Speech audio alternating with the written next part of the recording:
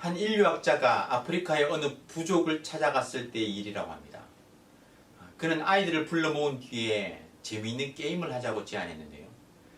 아이들이 좋아하는 음식을 나무에 매달아 놓고 제일 먼저 도착한 사람이 그것을 차지하는 게임이었습니다.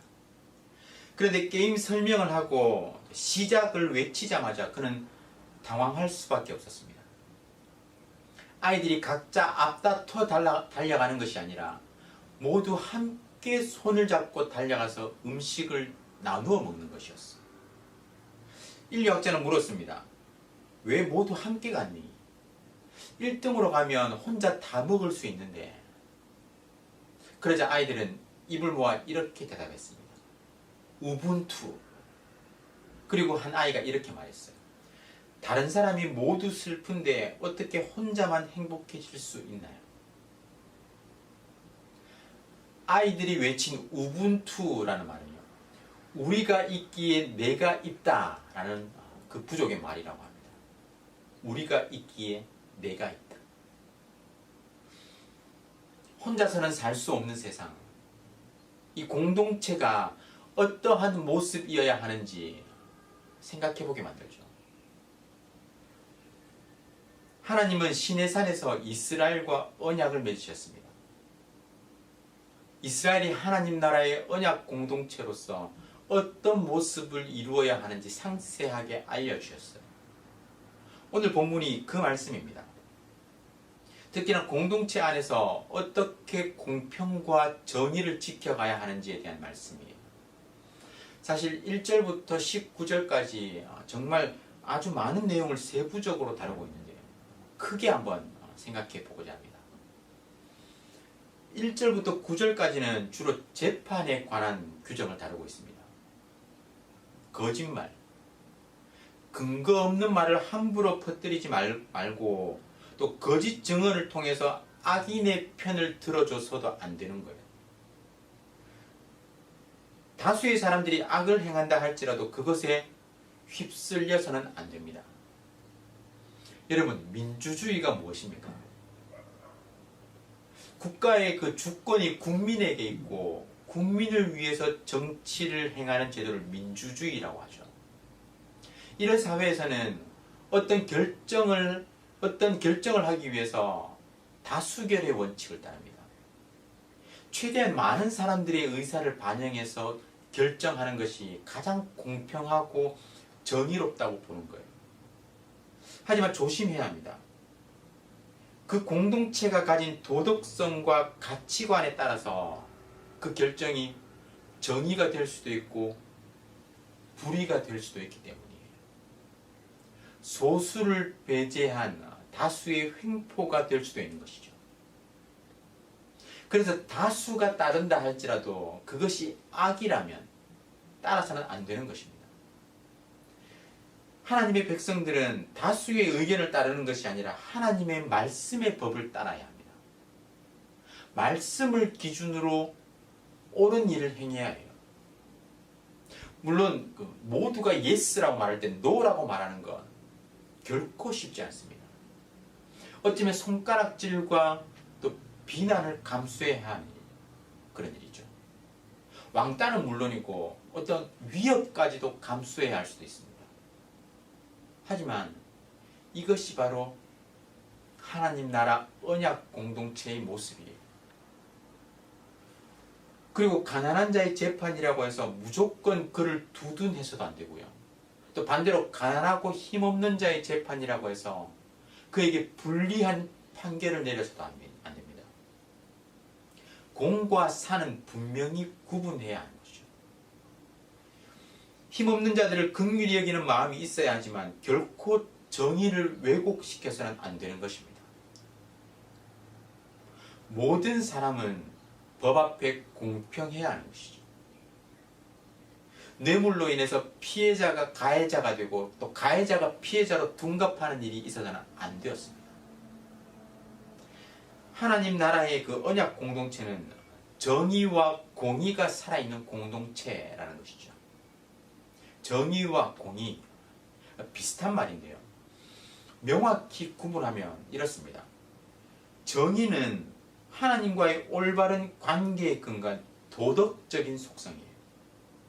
도덕적이고 윤리적인 의로움, 이것을 정의라고 이야기합니다. 반면에 공의라는 것은요, 공적이고 법적인 의를 말합니다. 재판 이런 것들을 관련한 공적인 의로움이라는 것이죠. 그래서 정의와 공의는 하나님의 그 다스리심, 하나님 나라의 핵심이라고 할 수 있습니다. 하나님 나라 백성들은 이 세상을 정의와 공의로 다스리시는 그 하나님을 본받는 삶을 살아야 하는 것이죠. 이를 위해서 재판이 공정하게 이루어져야 하는 것입니다.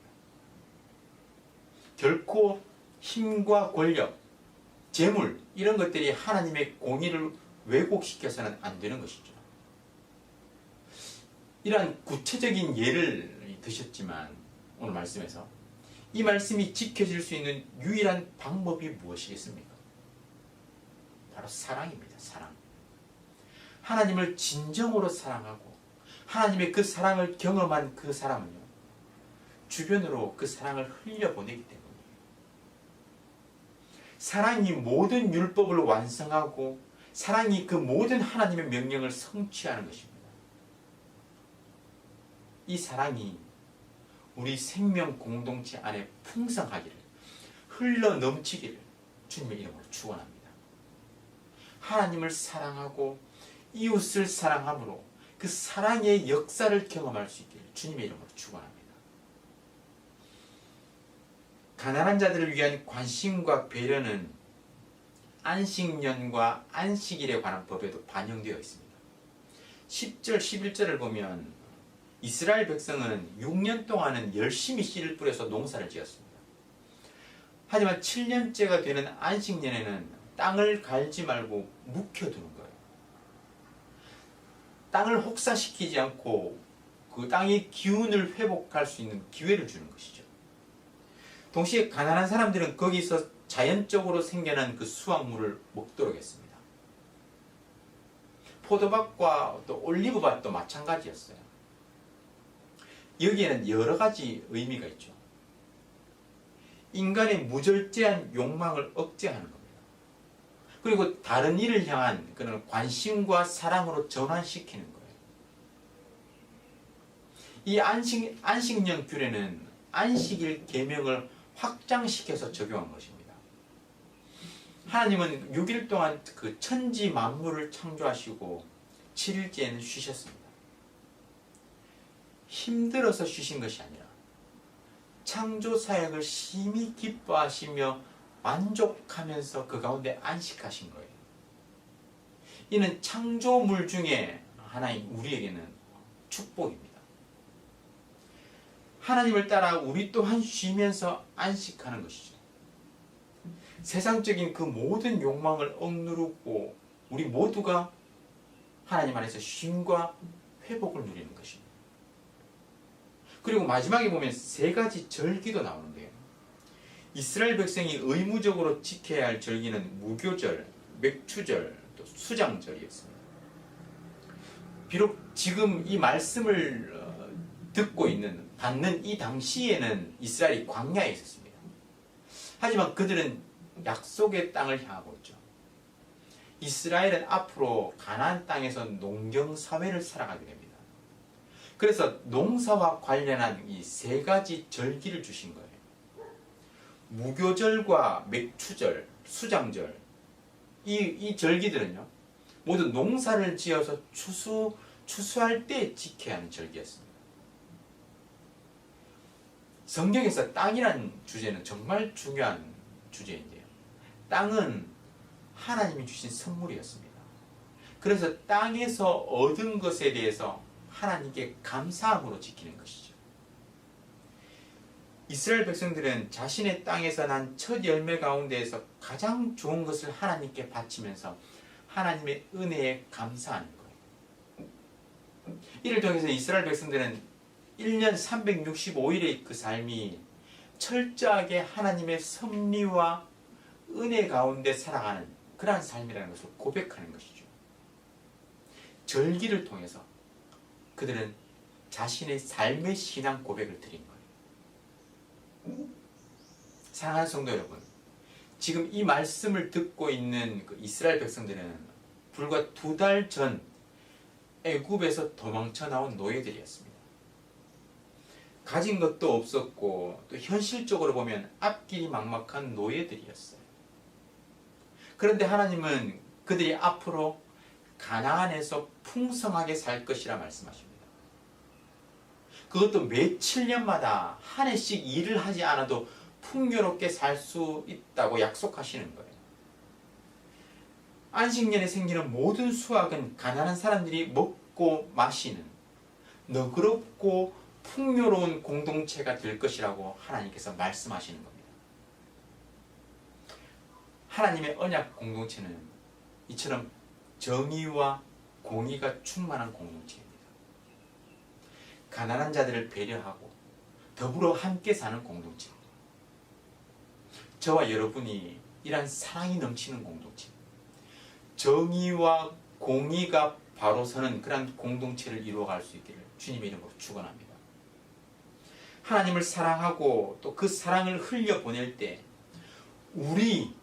우리라는 그 정체성을 기억하며 하나님 앞에 함께 지어져가는 아름다운 공동체로 자라갈 수 있기를 우리 주님의 이름으로 축원합니다. 우리 구국 기도문을 함께 읽으면서 기도하겠습니다. 우리 마음을 다해서 기도에 동참해 주시기 바랍니다. 다 함께 읽겠습니다. 코로나 사태 속에서도 신실하신 하나님을 더욱 신뢰하게 해 주시옵소서. 이 모든 상황을 믿음으로 버티고 인내하며 회복을 경험케 해 주시옵소서. 코로나 재난으로부터 모든 성도들을 눈동자처럼 지켜 보호해 주시옵소서. 코로나19가 베트남과 대한민국과 세계에서 속히 지나가게 해 주시옵소서. 모든 가족과 함께 마음과 정성을 다해 하나님께 예배드리게 해 주시옵소서. 모든 성도가 경성에서 회개하고 의로운 삶의 열매를 맺게 해 주시옵소서. 교회의 생명사역을 적극 추진할 수 있는 여건을 속히 허락해 주시옵소서. 성도들이 처한 모든 환난과 어려움 가운데 피할 길을 허락해 주시옵소서. 성도들의 생업과 삶의 터전을 지켜주시고 결코 좌절하지 않게 해 주시옵소서. 이 땅에 확산되고 있는 코로나를 막아주시고 완전히 종식시켜 주시옵소서. 존귀하신 예수 그리스도의 이름으로 기도드립니다. 아멘.